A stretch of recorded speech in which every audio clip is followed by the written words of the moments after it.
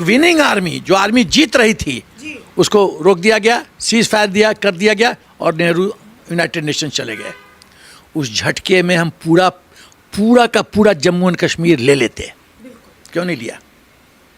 नेहरू जी ने cease fire क्यों हुक्म दिया जब मिलिट्री कमांडर्स इसके खिलाफ थे? क्यों? मुझे आज तक ये समझ में नहीं आया। एज ए फौजी हमारी सेना आगे बढ़ रही थी, तेज गति से बढ़ रही थी। अटैक हमने नहीं किया था, उन जिहादियों को पाकिस्तान ने भेजा था, हमने काउंटर अटैक किया, हमने श्रीनगर को बचाया। मेजर सोमनाथ शर्मा ने अपने जीवन की बलिदान दिया और हम जब जीत रहे थे क्यों रोका? हम पीओके ले लेते, हम गिलगिट ले लेते, बल्किस्तान ले, सब कुछ ले लेते, क्यों नहीं लेने दिया? बतौर फौजी आज भी कसक है मन के अंदर सर? कसक नहीं, अब कसक का मैं क्या मात्रा बताऊं? पीड़ा है, दर्द है, फ्रस्ट्रेशन होता है। ऐसे ऐसे लोग इस देश के प्रधानमंत्री बने हैं, क्यों यूनाइटेड नेशंस के? अब दूसरा बिंदु, कितना बार हम लोग को मौका मिला कि हम पीओके को ले सकते थे। पहला 1965 की लड़ाई हम जीत गए थे जी। उस समय हम जब ताशकंद गए थे, हमने क्यों नहीं अपने टर्म्स कंडीशंस में डाला? जो विजयी होगा वो टर्म्स कंडीशन सेट करेगा कि जो लूज़र होगा वो किसी देश के मदद से वो टर्म्स एंड कंडीशन सेट करेगा। हमने क्यों नहीं कहा कि हम जीते हुए क्षेत्र को तब लौटाएंगे जब हमारा क्षेत्र है वापस करो, महाराजा हरि सिंह का क्षेत्र वापस करो पूर्ण रूप से जी। दूसरी गलती, 1971 के बाद 1972 में जुल्फिकार अली भुट्टो शिमला आए थे। पाकिस्तान की आर्मी ने भुट्टो को कहा था, इंदिरा जो मांगती है दे देना, खाली हाथ मत आना, 93,000 प्रिजनर्स को लेके आना वापस, नहीं तो तुम्हारी खैर नहीं। ये पाकिस्तान की आर्मी ने भुट्टो को बोला था और भुट्टो बेनज़ीर को साथ लेके आया था ये बताने कि देखो मैं राजनीति मैं हारा हुआ स्थिति में हूँ, देखो मैं कैसे जीतता हूँ। बेनज़ीर को साथ लेके आया था। अब शिमला में जिस होटल में थे, उस समय पीएन हस्कर एडवाइज़र थे इंदिरा गांधी के, तो भुट्टो ने पीएन हस्कर को कहा कि मैं मैडम से 2 मिनट के लिए मिलना चाहता हूँ 1 to 1। हस्कर तो कश्मीरी ब्राह्मण था, बहुत तेज था, बोला नहीं मिल सकते। वो समझ गया गेम खेलेगा कुछ, नहीं मिल सकते। बोला आप मैडम को मेरी सूचना दे दीजिए बात कि मैंने आपसे ये कहा है। अब ये बड़ा डिप्लोमेटिक इश्यू हो गया। जब इस तरह का संदेश आता है तो मैडम तक तो पहुंचाना पड़ेगा। तो पीएन हस्कर ने कहा कि जुल्फिकार अली भुट्टो ये कह रहे हैं। बोला ठीक है ले आओ, मीटिंग मिलने के लिए तैयार हूँ 2 मिनट के लिए। अब जिस रूम में जुल्फिकार अली भुट्टो और इंदिरा गांधी दोनों 1 to 1 थे, उस समय, अब बोलूं कि ना बोलूं? बोल देता हूँ नहीं, इससे हमारा इंटेलिजेंस एजेंसीज कंप्रोमाइज़ होती है, इसीलिए मैं सोच रहा हूँ बोलूं कि ना बोलूं। चलो बोल देता हूँ। उस समय एक अपना बहुत इम्पोर्टेंट इंटेलिजेंस एजेंसीज के ओहदेदार बटलर के रूप में चाय लेके घुसते हैं और भुट्टो इंदिरा गांधी के पांव पे गिरा होता है, हाथ जोड़े हुए, और कह रहा होता है देवी मेरे को बचा ले, पाकिस्तान का प्रजातंत्र को बचा ले, यदि मैं खाली हाथ गया तो पाकिस्तान आर्मी हमको ख़त्म कर देगी और फिर प्रजातंत्र पाकिस्तान में कभी पनपेगा ही नहीं। आप तो देवी हो, मुझे 93,000 दे दो। और आप पसीज गए और आपने दे दिया बिना शर्त के। ये क्या स्टेटमेंटशिप है? क्यों नहीं कहा हमको पीओ को दे दो? क्यों नहीं कहा हमको सिंध दे दो? तुम पाकिस्तान की तो गर्दन हमारे हाथ में थी। यदि मैं प्रधानमंत्री होता तो मैं शिमला में उस दिन सिंध ले लेता, बलूचिस्तान ले लेता, पीओके ले लेता, गिरिड लेता, बल्तिस्तान ले लेता। और बताऊं क्या करता मैं भुट्टो को कहता तुम्हारी आर्मी कैपेबल आर्मी नहीं है, तुम्हारी army under command Indian army रहेगी, तुम्हारा डिफेंस और फॉरेन अफेयर्स मैं देखूंगा। या तो 93,000 ले या ये दे, इधर भी मौत है इधर भी मौत है, चुन कौन सा मौत सेलेक्ट करता है। मैं ये करता। क्यों नहीं किया इंदिरा गांधी ने? देवी दुर्गा बन गई, पार्लियामेंट में बड़ाई हो गया, 93,000 हमने प्लेट में उठा के दे दिया। राजनीति कुछ भी करवा सकता है। अरे काहे का राजनीति, फिर काहे के लिए फिर हट जाओ, काबिल लोग को बनने दो प्रधानमंत्री। इस तरह से खेल होता है। जो हम लोग खून बहाते हैं फौजी, इस तरह से ऐसे ही खून हमारा व्यर्थ में जाएगा। फिर सेना खून क्यों बढ़ाए? हम अपना जीवन दान क्यों करें मां भारती के लिए, हिंदुस्तान के लिए? क्यों? जब हम जानते हैं कि हमारा खून बहाव व्यर्थ जाएगा, ये क्षेत्र वापस चला जाएगा।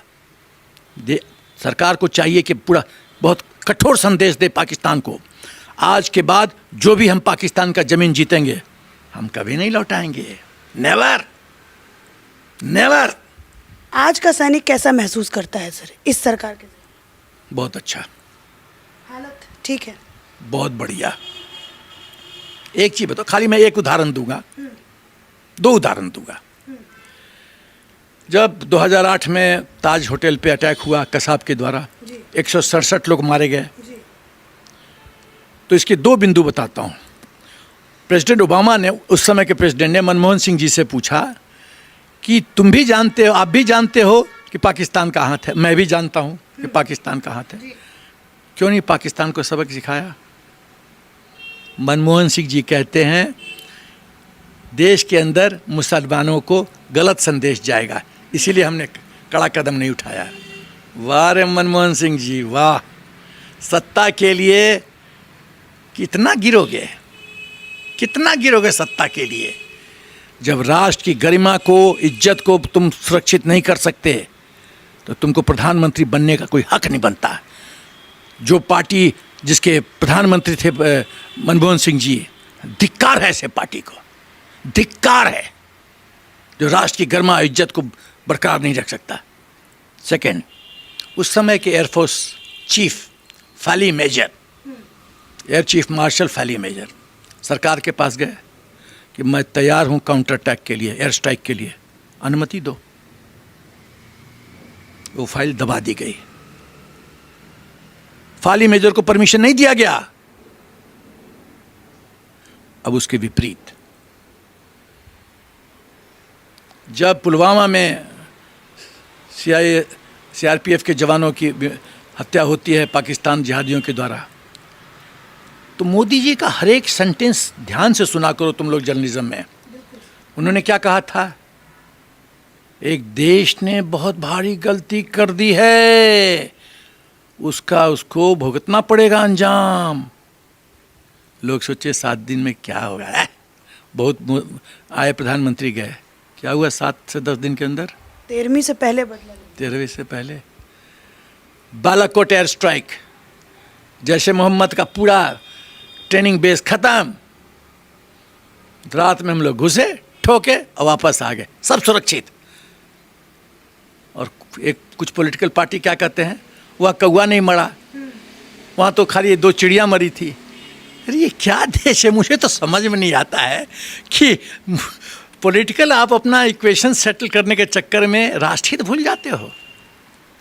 अरे हम लोग जो पायलट गए होंगे एयर स्ट्राइक में, वो तो अपनी जान ऐसे लेके गए होंगे कि मृत्यु हो सकती है। अपने पति को बोल दिया होगा, हो सकता है मैं लास्ट बार तुमसे मिल रहा हूं, विदा क्या होगा, अलविदा, क्या I am going on a secret mission. और हम लोग फौजी अपनी पत्नियों को भी नहीं बताते हैं किस मिशन में जाते हैं, नहीं तो पंगा हो जाएगा। One loose statement and we are gone. बोला होगा मैं सीक्रेट मिशन पे जा रहा हूं, हो सकता है लास्ट बार देख रहा हूं तुमको। समझ सकती हो कितना पीड़ा एक फौजी का, किस किस मोड़ से आज फौजी गुजरता है। और ये लोग राष्ट्र की गरिमा, सुरक्षा, इज्जत, आबरू ये सुरक्षित नहीं रख सकते। They don't deserve to be in power, they don't deserve to be in politics. Sir एक क्वेश्चन यहाँ से मैं ये भी पूछना चाहूँगी, क्या ये पॉसिबल है पीओके को बिना जंग के लड़ना, बिना जंग के ले लेना? क्या ये पॉसिबल है? क्योंकि मैं कुछ जर्नलिस्ट से बात कर रही थी, मुझे उन्होंने कहा कि बिना जंग के हमारे पास आएगा पीओके। क्या पॉसिबल है? एकदम पॉसिबल है, मुमकिन। कैसे? एक आदमी जो मरने जा रहा है, मृत्यु के कगार पे है और ऑटोमेटिक खुद ब खुद मर जाएगा, तो उसको मुझे लाठी उठान के मारने की जरूरत है? अब मैं क्या कहना चाहता हूँ, मेरा हिंट समझो। मैं कहना चाहता हूँ कि पाकिस्तान में जिस तरह से आर्थिक व्यवस्था पूरी से ध्वस्त हो चुकी है, जब इमरान खान प्रधानमंत्री था तो प्राइम मिनिस्टर का घर किराए पे दिया जाता था कि कुछ पैसा आ जाए सरकार के ट्रेजरी में। Can you imagine? प्रधानमंत्री का घर, ये कोई शादी का ये अपना क्या है सेवा केंद्र है कि भाई किराए पे लो, शादी करो, जाओ। प्रधानमंत्री का घर। तो ऐसा है कि आर्थिक व्यवस्था एकदम भ्रष्ट खत्म हो चुकी है। औरतों को 2 किलो चीनी के लिए 8-8 घंटा लाइन में लगना पड़ता है। लोगों को तनख्वाह नहीं मिला है। पैसा खाली आईएसआई और पाकिस्तान आर्मी खर्चा करती है हाफिज़ सईद पर, ऐसे लोगों पे। वहाँ की आम आवाम जो लोग हैं ना, आम जनता, वो त्रस्त है एकदम। तो क्या होगा? गृह युद्ध होगा। गृह युद्ध होगा, श्रीलंका जैसा जो भी। हाँ, गृह युद्ध होगा। फिर क्या होगा? पाकिस्तान आर्मी की हिम्मत है तो जनता जनार्दन जो रोड पे आएगी तो चलाओ गोली, हिम्मत है तो चलाओ, चला सकते हो क्या? तो जब गृह युद्ध जैसी स्थिति होगी और पूरा पाकिस्तान जल रहा होगा तो हमने क्या करना है? हमने विसिल मार के पहुंच जाना है अपना, खत्म, फिनिश्ड। लड़ने की जरूरत ही नहीं है। थाली में परोसा जाएगा पराठा, भिंडी हम लोग को परोसा जाएगा, नो प्रॉब्लम। हाँ, देखिए मैं कोई महापंडित नहीं हूँ, दिव्य दृष्टि मुझे नहीं है, लेकिन जो मैं परिस्थिति देख रहा हूँ, उसका जो मिलिट्री अप्रिसिएशन कर रहा हूँ वो ये है कि पाकिस्तान, एक था ना वो पिक्चर, अपने ही जाल में फंसत जात, वो अपने ही जाल में पाकिस्तान फंसता जा रहा है और डूब जाएगा। जब डूब जाएगा तो पीओके तो हमारा ऑटोमेटिक हो जाएगा, हमको गोली चलाने की ज़रूरत नहीं पड़ेगी, आ जाएगा। और नहीं आया तो अब तो हम सशक्त हैं, ऐसे भी ले सकते हैं। तो हमारे पास दोनों ऑप्शन है, दोनों हाथ में लड्डू है, जो खाना है खा लीजिए। शारदा पीठ की बात की, क्या महत्व है सर शारदा पीठ का? हम जानते तो हम लोग हैं, लेकिन दर्शक भी चाहेंगे सर समझना कि क्या है ये शारदा पीठ का मतलब है माँ सरस्वती का पीठ। माँ सरस्वती ज्ञान की देवी हैं। तो यदि जब राजनाथ सिंह जी कह रहे हैं कि शारदा पीठ, ऐसा नहीं चलेगा